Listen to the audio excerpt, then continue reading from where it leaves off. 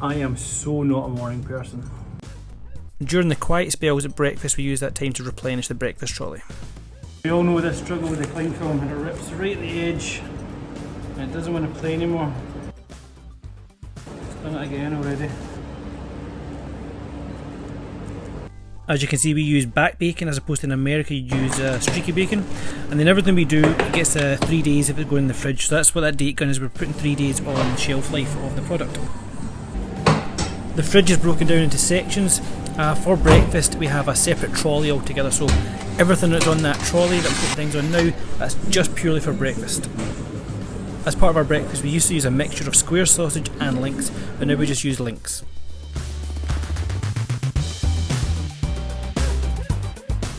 Because the volume we're going through is a lot lower, we're putting the sausages on smaller trays because I'm not going through quite as many. As well as cooking, every morning we have to do the invoices, so when we get an order comes in, the supplier gives us a paper invoice. We use an online system called Procure Wizard. It should be an exact replica of the invoice online. So what we order and what comes through on the Procure Wizard system, it doesn't always match. Certain things we'll buy will have an individual price, like a carton of milk, a tin of beans, or a bag of risotto. Whereas other things will have a kilo price or generally by the weight. So if I buy a kilo of bananas, which I've done here, but it doesn't come as a kilo because it's never going to be exact, the supplier will upload the weight of it. In this case it's been 0.975 kilograms. I have to update that, otherwise the price won't match on the invoice. So obviously it's very important that we get that right, so that the supplier gets paid the right amount, we pay the right amount, we're not overpaying, we're not underpaying, and we're all set. As well as the paperwork, I also have to do orders. So I do orders twice a day. I'll do them in the morning from my daytime suppliers, which are all like the sort of dry goods, and then again at night time after service, or generally speaking I'll do them as I'm going. As soon as I notice something's running out, then I'll start writing something down.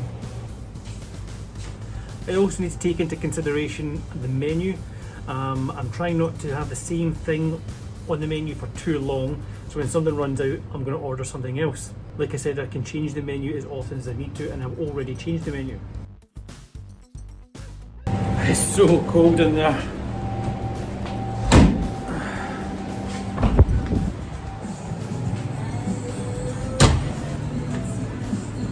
Minus 18.6. Whoa, fresh. So I've made some changes to the menu. Nothing drastic, just a couple of, I think 2 starters, 2 mains and 2 desserts. And that'll change again just as time goes on with as I run out of stock.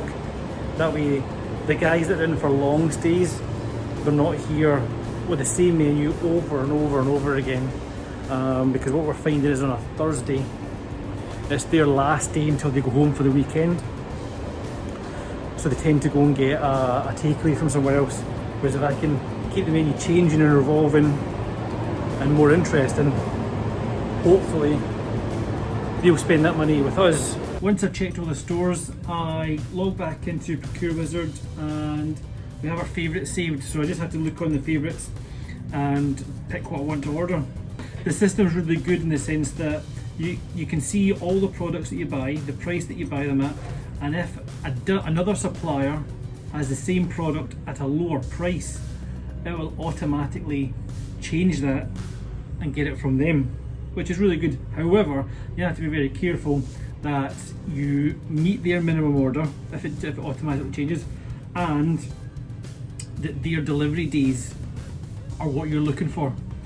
Otherwise, at the end, when you've placed the orders, the next day comes, you're expecting something to come in, and because you've not checked that, the product doesn't come in that day, it might come in the day after or the day after that.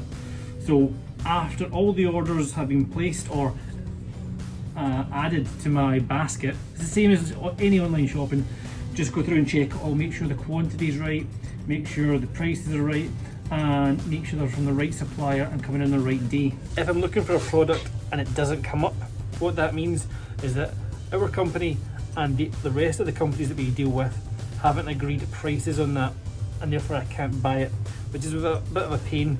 Before this system, it didn't matter really what it was. We just picked up the phone, told them we wanted this, that and the other, and we were fine.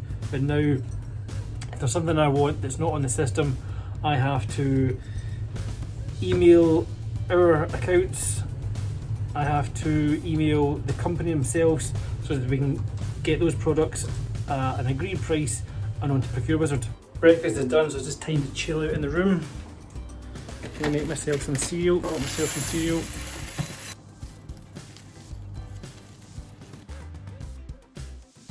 Time for home, and the snow is crazy thick.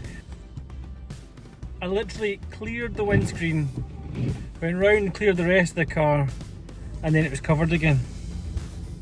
And everyone's moving at like 2 miles an hour past the hotel. I'm standing still in the traffic lights at the minute.